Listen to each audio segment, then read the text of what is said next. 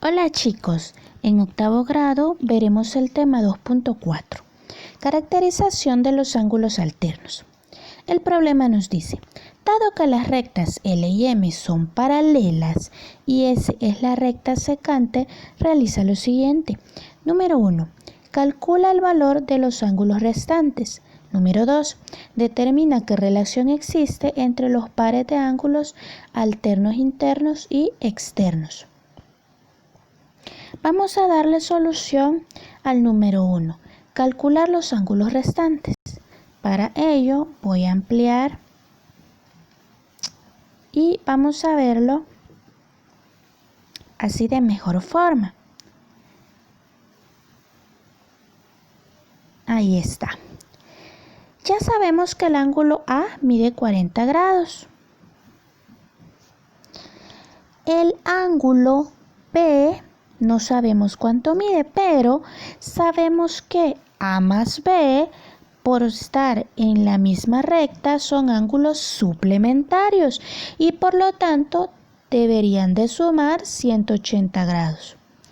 Si A más B suman 180 grados, ¿cuánto vale B? Exacto, B tiene que valer 140.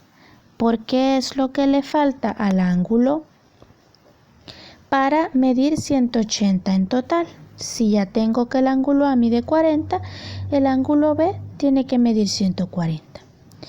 Una vez tengo eso, ahora puedo ocupar los conceptos como ángulos opuestos por el vértice, ángulos correspondientes, alternos internos o alternos externos. Un ejercicio en sí no puede ser igual como yo lo resuelva a como le resuelva uno de ustedes, ya que en este tipo de ejercicios hay muchos caminos y justificaciones para llegar a la misma respuesta. Vamos a seguir. El ángulo A y el ángulo C. ¿Qué podemos decir de ellos? Recordemos que habíamos visto los ángulos opuestos por el vértice. A y C son opuestos por el vértice y por lo tanto son iguales. Por lo que decimos que el ángulo C mide también 40 grados. Luego de eso, ¿hay otro par de ángulos opuestos por el vértice? Claro que sí, el ángulo B y el ángulo D son opuestos por el vértice. Eso significa que son iguales y entonces D mide 140 grados. Ahora, ya completamos la parte de los ángulos que estaban arriba. Vamos a los ángulos que están formados con la recta M. El ángulo EFG y el ángulo H. Podemos utilizar ángulos correspondientes, ya que tenemos las medidas de los ángulos de arriba. El ángulo E, ¿con quién es correspondiente? Con el ángulo A. Por lo tanto, miden lo mismo por estar entre paralelas y significa que el ángulo E entonces mide 40 grados. Luego puedo decir que el ángulo F es correspondiente con el ángulo B y por esa razón F entonces mide 140. También el ángulo G es correspondiente con el ángulo C. Significa que miden lo mismo y G entonces mide 40 grados.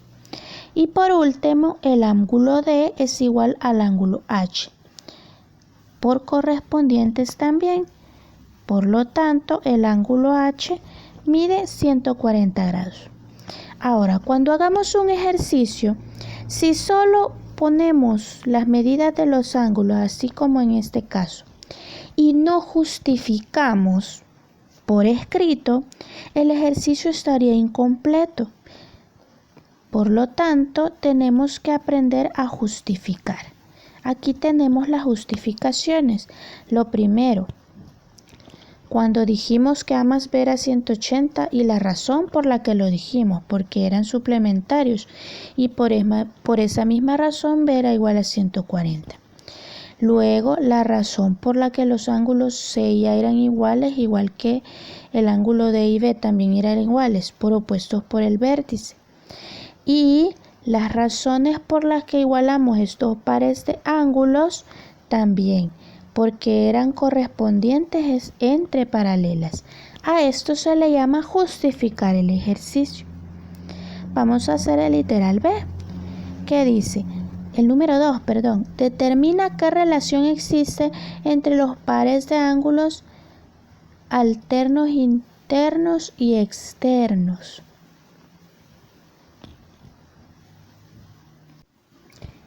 ¿Quiénes son los ángulos alternos internos? En este caso, el ángulo B y el H son iguales, miden 140 grados y son alternos internos.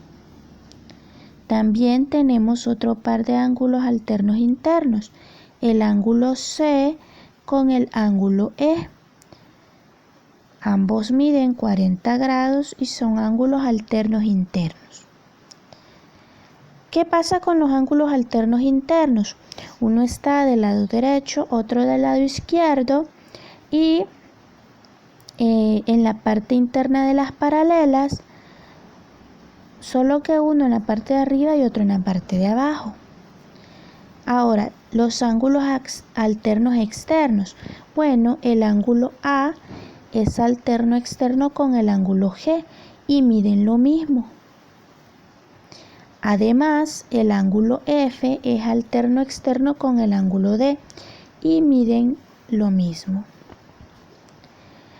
Siempre recordemos que tenemos que hacer las justificaciones. Aquí tenemos las justificaciones de lo que acabamos de decir. B y H son alternos internos y tienen igual medida entre sí, igual que C y E. Y tenemos luego las medidas que tienen. Lo mismo justificamos con los alternos externos.